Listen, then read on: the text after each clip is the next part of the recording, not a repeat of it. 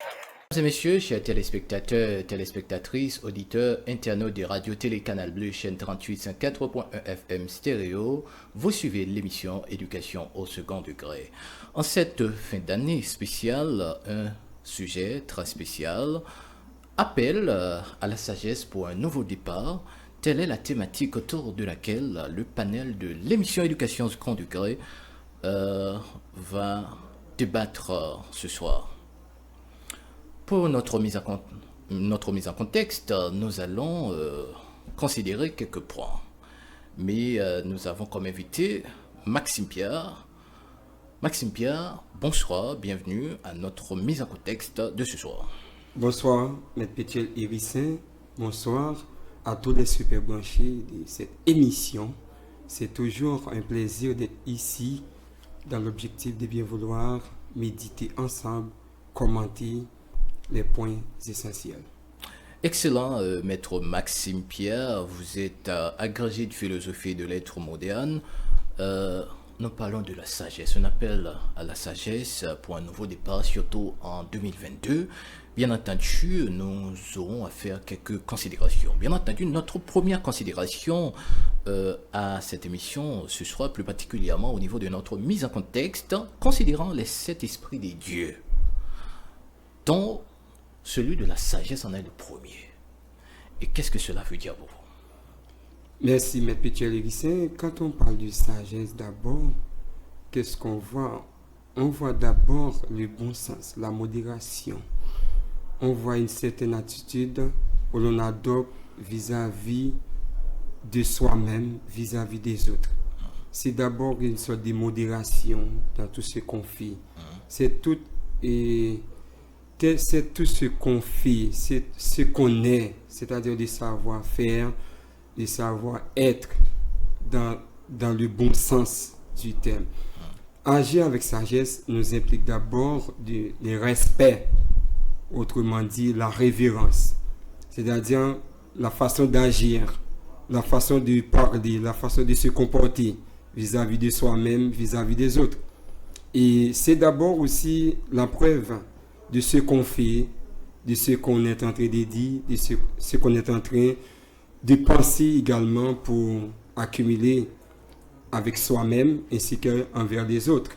Donc, et c'est idem que nous voyons, c'est une sorte de vertu.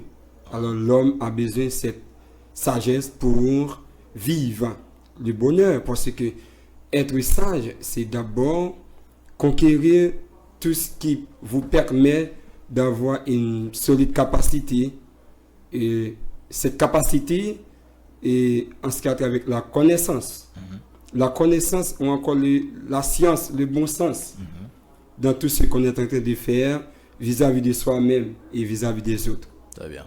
Donc du coup, la sagesse joue un rôle prépondérant dans la vie de chaque être humain. Tout à fait, parce qu'on ne peut pas avoir une vie humaine sans la sagesse, sinon ce serait la bestialité ou encore la sauvagerie. Excellent. Et l'homme doit solliciter à bon escient cette vertu pour qu'on puisse mieux vivre envers soi-même, envers l'autrui. Donc du coup, la sagesse devient l'univers par excellence que l'individu sujet devrait se trouver afin qu'il puisse vivre sa vie. Effectivement. Nous avons une deuxième considération.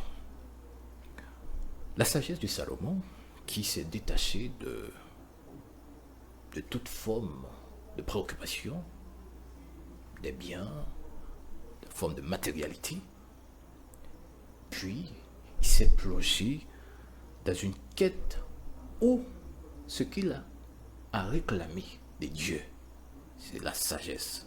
Avez-vous un mot sur cette considération?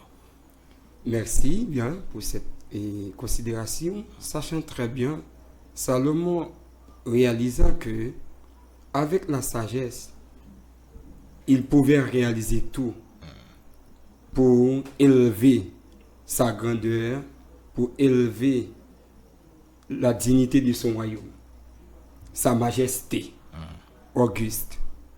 Salomon sollicitait cette vertu-là juste pour conquérir tout ce qui pourrait fructifier son royaume. De là, eh bien Salomon l'avait bien expérimenté. Très bien. Et cette expérience de cette vertu-là permettait à Salomon de grandir, d'élever et de même atteindre le paroxysme De la sagesse. de la sagesse. Excellent. Pasteur Joshua. Ah oui, alors permettez-moi d'abord de remercier le Seigneur pour en fait cette fin d'année.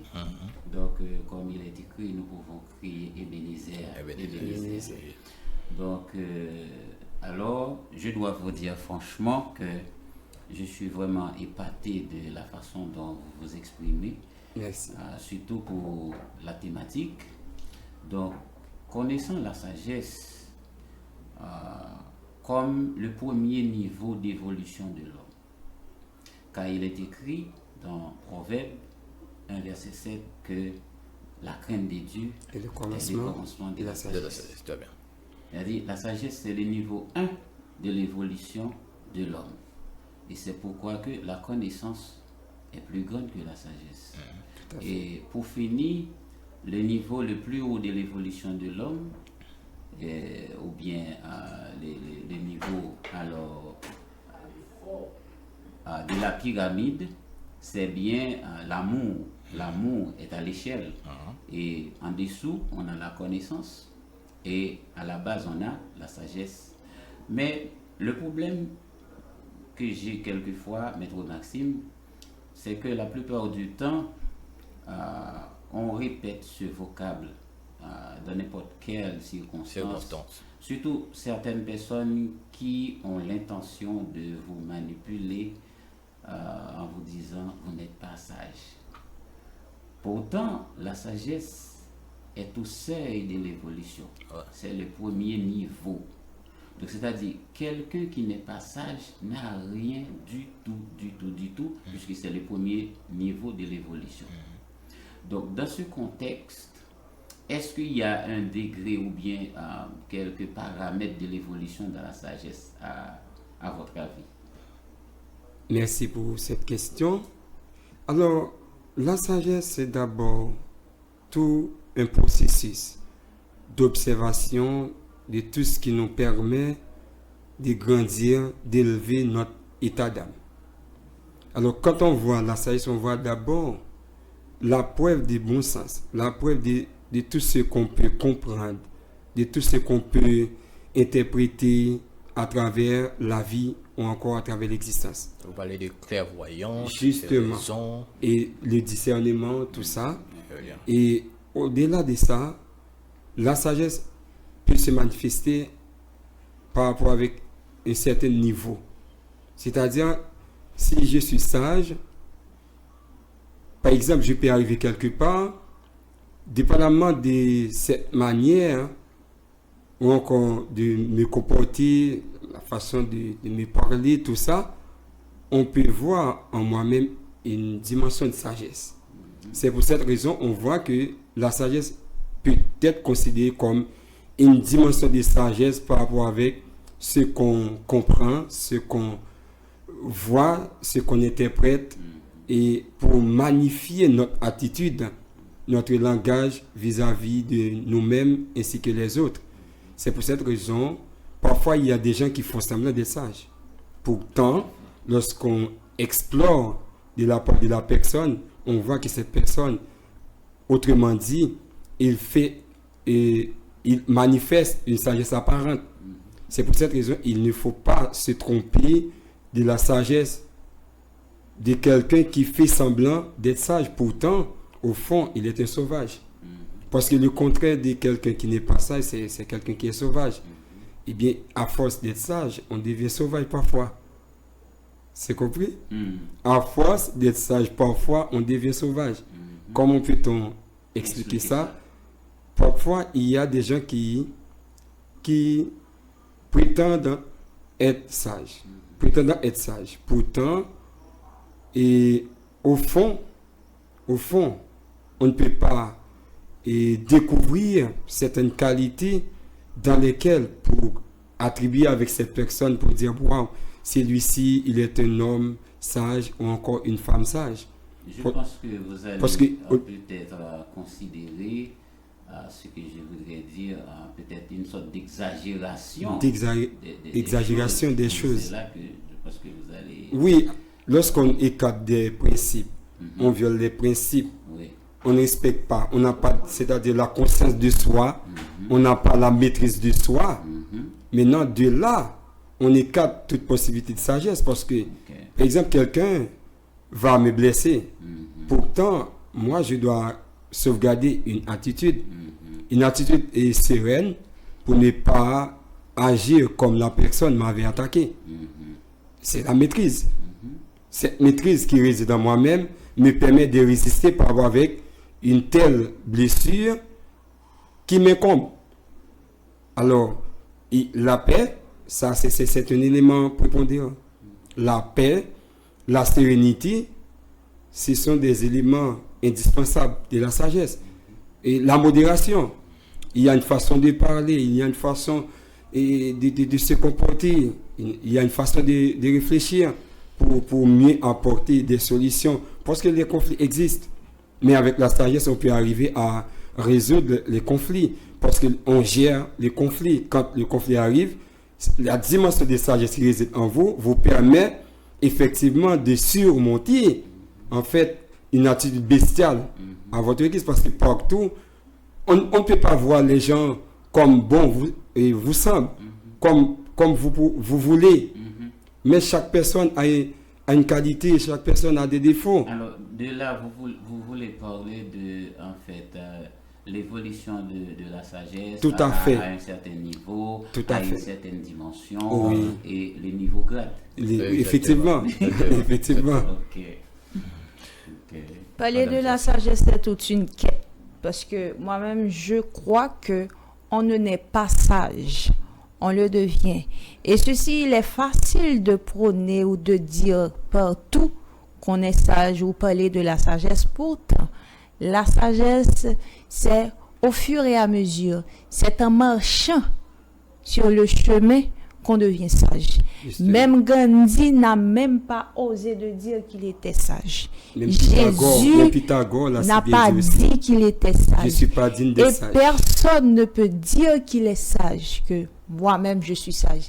C'est à une autre personne de voir la sagesse qui réside en l'autre. Oui, c'est une dimension. C'est tout. Tout à fait. Je Ça suis complètement devient d'accord. Jusqu'à ce qu'elle devienne un art de vivre. Exactement. Parce que la sagesse, c'est toute une vie. Oui. Et Pasteur Jacques a une façon de dire, l'évangile, c'est le... Comment?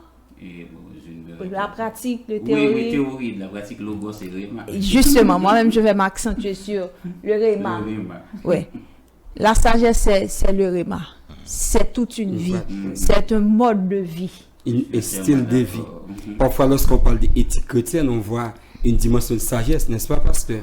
Même un sage peut blesser quelqu'un. Justement. Mais la différence qui réside entre le sage et l'autre personne, c'est que à la minute que cette personne-là sent que l'autre est blessé, Oui. cette personne-là va s'excuser. Il te guérit, Effectivement, il te guérit. S'humilier. l'excuse et le pardon. D'accord? Il te Ça, guérit. c'est Pardon? Il te guérit. Justement.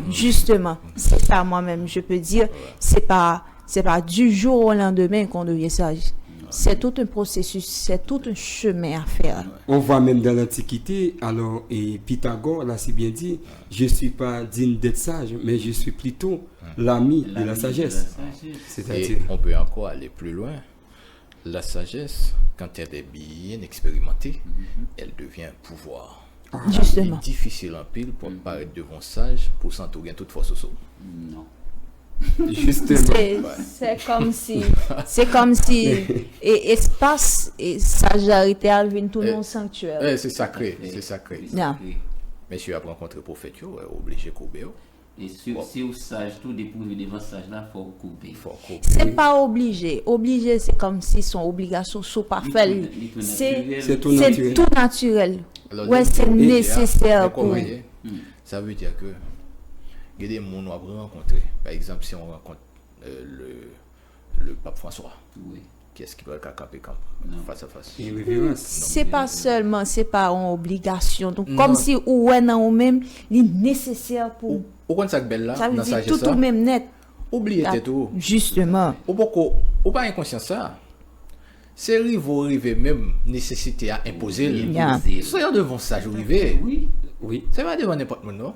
Ou pas arriver devant ou quand peut-être à tête. Les besoins Jamais, se sentir. jamais, On doit le jamais.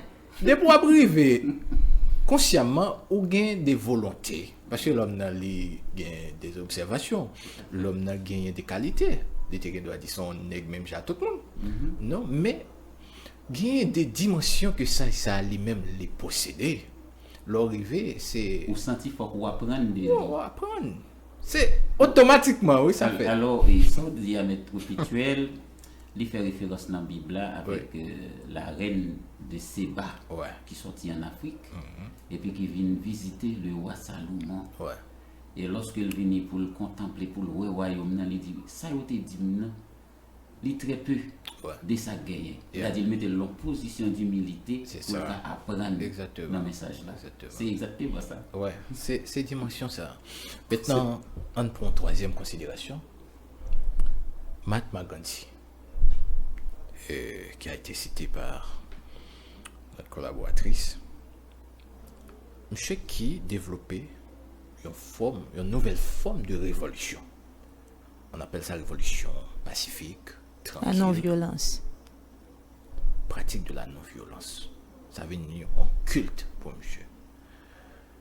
Jusqu'à ce qu'il arrive libéré malgré toute oppression qu'il a subie en face opposant farouchement dictateur de l'époque, Winston Churchill, premier ministre anglais, et monsieur arrivé libérer le peuple ça. Ils ont telle sagesse. À quel niveau il existe encore? Bon, et étant qu'être humain, sachant très bien, comme Secteur Tessier l'a si bien dit tout à l'heure, la sagesse réside comme une chose tout à fait naturelle. Naturelle dans la mesure du possible, on sollicite ça. La sagesse est divine. La sagesse est divine. C'est-à-dire, un être humain demande la sagesse pour l'utilité de soi et pour les autres également, pour manifester vis-à-vis des autres. Cette sagesse s'élève à une dimension très forte. Parce que possédant des connaissances accumulées avec des expériences pertinentes pour arriver à une telle démarche, c'est pas une chose simple, c'est pas un hasard. Et c'est une sagesse très poussée, très élevée, Ouais. qui accumulait non seulement dans sa mentalité, et cette sagesse a été bien ancrée dans son univers mental, et pour effectivement arriver à faire une telle émancipation. Révolution. Et cette révolution suscitait guerre pour qu'on puisse arriver à une libération. Ouais. Et c'est lorsqu'on conjugue les efforts dans le bon sens pour évacuer de toutes sortes de servitudes, cela permet effectivement de toucher vers tout ce qui permet avec le bien-être de l'homme. Parce que rester sous le joug de l'esclavage, ça c'est d'abord une chose contraire à l'humanité. Ouais. Ça c'est absurde parce que et ce passage de dominer l'autrui, la domination de l'homme sur l'homme, ça c'est une chose tout à fait incroyable dans l'existence, même lorsque les gens ont toujours en tête de dominer les autres par rapport avec le pouvoir, ou encore la force, C'est ce que la nous donne, brutalité. le leadership traditionnel. Tout à fait. Mais de nos jours, il est question de comprendre le vrai sens de la vie, parce que la vie elle-même nécessite que chaque homme évolue pour se libérer mentalement, pour se libérer physiquement. Parce qu'on ne peut pas condamner quelqu'un physiquement, mentalement, spirituellement. Il faut qu'il y ait une décolonisation. Et cette décolonisation doit se faire d'abord avec une dimension de sagesse. Comme Gandhi l'a si bien fait. Ok, etc. Bon, et maintenant, une quatrième considération. Nelson Mandela. Il est difficile quand on se fait discriminer, maltraiter, humilier. Et après, on a cette capacité qui s'impose, le pardon. 27 ans de prison, accéder à la magistrature suprême de l'État, il avait droit de décider. Et il a décidé de pardonner, de travailler à ses opposants. Comment est-ce qu'on pourrait considérer cette forme de sagesse dans le vécu de l'homme haïtien, sachant que nous sommes un peuple très divisé, une société ostracisée, et pendant longtemps. Et on peut dire que l'année 2021, c'est une année, je veux dire, la plus désastreuse dans la vie du peuple haïtien, de chacun d'entre nous. Et ça, nous sommes tombés même dans l'acceptation de l'incertitude. Est-ce que la dimension de sagesse de Nelson Mandela, est-ce qu'elle ne répond pas au vécu actuel de l'être haïtien? Bon, normalement, et la sagesse, comme nous venons de bien vouloir expliquer à travers certaines hypothèses, c'est tout ce qu'il faut pour conquérir le bien-être. Nelson Mandela jugeait nécessaire que l'éducation qui réside en lui-même est un élément indispensable pour justifier en lui-même une telle sagesse. Lorsque Nelson Mandela voyait, malgré comment les autres agissaient en sa faveur, mais il a décidé de pardonner aux gens. Il a décidé de faire ce qu'on appelle une abnégation.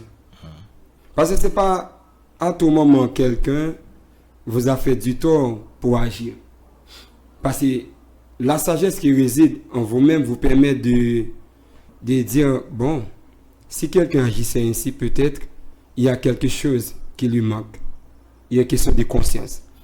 Il agissait ainsi, moi, je vais agir autrement. Nelson Mandela jugeait nécessaire que ces gens-là, ils n'ont pas de conscience. Si ces gens-là ont des consciences, les opposants, ils ne devraient pas agir ainsi. Comme il agissait, bestialement, en sauvagerie. Ouais. Parce que essayer de laisser quelqu'un plonger dans une centre de prison, ça c'est vraiment une chose absurde. On va voir notre dernière considération à notre mise en contexte. La privée sous Jean-Jacques Dessalines. Jean-Jacques Dessalines, après la bataille de Vétière, 18 novembre 1803, Rochambeau vient reconnaître défaite de l'armée française, prétendument appelée l'armée qui était plus structurée, parce que l'armée la plus puissante okay. de l'époque. Il y a une plus grosse dimension de sagesse Jean-Jacques Dessalines utilisé. Les voyait Rochambeau aller avec les honneurs de grade générale.